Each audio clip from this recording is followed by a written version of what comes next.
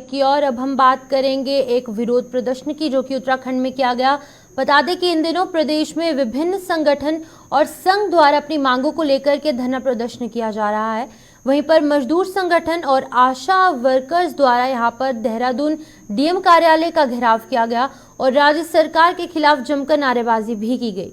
इस दौरान प्रदर्शनकारियों द्वारा डीएम सोनिका को ज्ञापन सौंपा गया।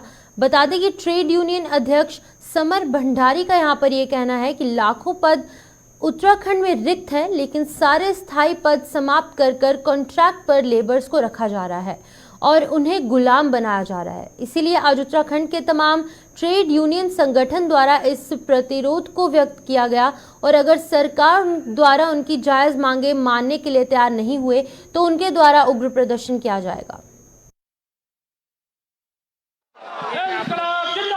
प्रमुख रूप से जो सरकार की नीतियां हैं, वो तमाम श्रम कानून जो लंबे संघर्षों के बाद जीते थे, उनको खत्म करके 4 गोट बिल लाए हैं जो सीधे सीधे कारपोरेट के हित में है, मजदूर विरोधी कानून है। आज की इस हड़ताल का समर्थन संयुक्त किसान मोर्चा भी ग्रामीण भारत बंद करके कर रहा है। हमारा ये कहना है कि तमाम सार्वजनिक क्षेत्रों को सरकार बेच रही है, वो चाहे ओएनजीसी हो, बीएचईएल हो, रक्षा संस्थान हो, बैंक हो, बीमा हो, हवाई अड्डे हो, रेलवे हो, ये तमाम हमारी अर्थव्यवस्था की रीढ़ की हड्डी है। सरकार अपनी नीतियों की वजह से देश की अर्थव्यवस्था को कमजोर कर रही है और विशेष रूप से जो असंगठित क्षेत्र का मजदूर है, संविदा और कॉन्ट्रैक्ट का मजदूर है, उसको बर्बादी और तबाही के रास्ते पर ले जा रही है। लाखों पद उत्तराखंड में रिक्त हैं, लेकिन सारे स्थायी पद समाप्त करके कॉन्ट्रैक्ट पर लेबर को रखा जा रहा है और उन्हें गुलाम बनाया जा रहा है। इसलिए आज उत्तराखंड की तमाम जो ट्रेड यूनियन संगठन है, उन्होंने संयुक्त रूप से इस प्रतिरोध को व्यक्त किया है और अगर हमारी जायज मांगों को मानने से सरकार इनकार करती है तो इससे बड़ा संघर्ष का ऐलान हम अगली बैठक में करेंगे। पीड़ितों को न्याय दिलाओ मंच ने तहसील नरेंद्रनगर में धरना प्रदर्शन किया। पीड़ितों को न्याय दिलाओ मंच की मुख्य मांगों को अधीनस्थ राजस्व न्यायालय में व्यापक भ्रष्टाचार को दूर करने, भूमाफियाओं पर प्रभावित कार्रवाई करने और सख्त भू कानून बनाए जाने की मांग की है। बता दें कि भूमाफियाओं द्वारा लोगों की जमीन पर जबरन कब्जा किए जाने का उदाहरण देते हुए मंच के पदाधिकारियों का कहना है कि नरेंद्रनगर तहसील की खाता खतौनी संख्या 3 के खसरा संख्या 62 तथा खाता खतौनी संख्या 5 के खेतों पर पिछले वर्ष भूमाफियाओं द्वारा चंद्र प्रकाश, सुरेश चंद्र, नरेश चंद्र तथा कृष्ण चंद्र की भूमि पर बलपूर्वक कब्जा कर दिया गया।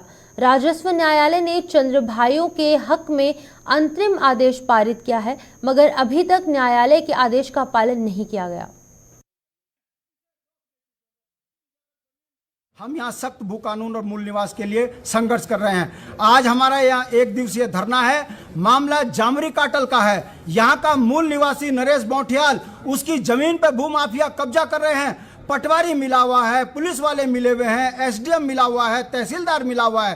राजस्व परिषद के निर्णय बता रहे हैं कि नरेश बौठियाल की जमीन पर कब्जा है, इसको हटाइए, मगर एसडीएम भूमाफियाओं की भाषा बोल रहे हैं। मुझे दुख इस बात का होता है, ये राज्य हमारा, एसडीएम हमारा, सरकार हमारी, मगर भाषा भूमाफियाओं की जो सरकार बोल रही है, इससे लगता है कि पहाड़ का पहाड़ी अपने राज्य के अंदर अपने अस्तित्व को बचाने के लिए मांग नहीं मानी जाती तो क्या आगे का क्या कार्यक्रम है आपका? क्या करें हम? क्या करें? धरना, प्रदर्शन, चक्का जाम, आंदोलन, ज्ञापन, ये हमारी तासीर में और हम दे रहे हैं, मगर सरकार डराकर मुकदमे लगा रही है। हरिजन एक्ट के मुकदमे नरेश बौठियाल पर लगा दिए गए और जो पहली लड़की जिसने हरिजन एक्ट का मुकदमा लगाया वो फर्जी निकली, उसका फर्जी सर्टिफिकेट निकले। हमने इसलिए दिया कि राजस्व परिषद ने का इंटरिम ऑर्डर मेरे पक्ष में है और उसके बावजूद भी भूमाफिया उस इंटरिम ऑर्डर को नज़रअंदाज कर उस पर प्रवेश करते हैं और उसके बाद जब हम थाने में जाते हैं हमारी रिपोर्ट नहीं लिखी जाती है और हमारे विरुद्ध 3 फर्जी मुकदमे लिखे गए। अभी 7 तारीख की घटना, भूमाफिया वहाँ फायरिंग करते हुए हमारे उस पर घुसे, हमारी लैट्रिन बाथरूम सब तोड़ दी गई। मेरा वहाँ पे मेरे भतीजे रहते हैं, मैं काम के सिलसिले में इधर बाहर रहता हूँ, यदा कदा अपना आता जाता रहा हूँ तो अपनी ज़मीन पे।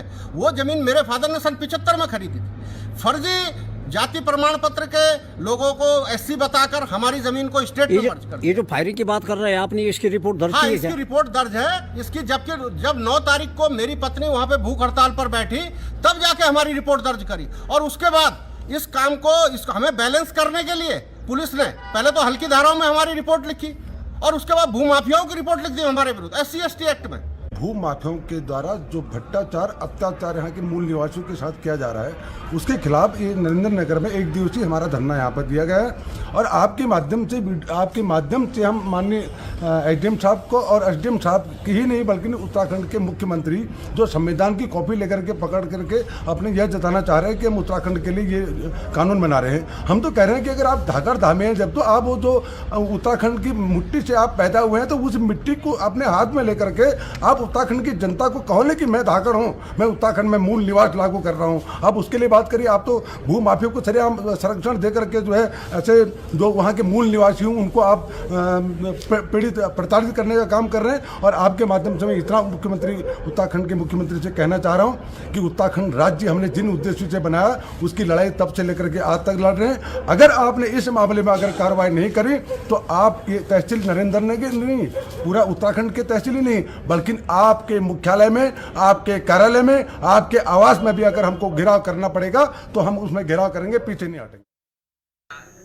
उधम सिंह नगर के जसपुर कोतवाली क्षेत्र के अमृतपुर पट्टी में वॉलीबॉल खेल रहे लड़कों के बीच में हुए विवाद में एक युवक ने दूसरे युवक को पेट में चाकू मारकर उसे गंभीर रूप से घायल किया।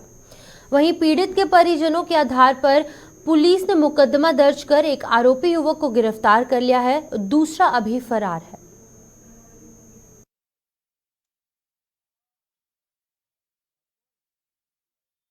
देखिए, कल एक तहरीरी सूचना मिली थी हमें, एक लड़के को उसके पिताजी ने एक एप्लीकेशन दी थी कि उसके ऊपर जानलेवा हमला किया गया है। तो उस पर त्वरित कार्रवाई करते हुए इमीडिएटली हमारे द्वारा FIR पंजीकृत की गई थी जसपुर थाने में। और जिस लड़के का अभी है उसको इमीडिएटली वहीं से 1-2 घंटे के अंदर ही हमने गिरफ्तार भी कर लिया था चाकू के साथ। तो चलिए, उत्तराखंड के इस खास बुलेटिन में इतना ही। मुझे दीजिए इजाजत। आप जुड़े रहिए गुलिस्तान न्यूज़ के साथ।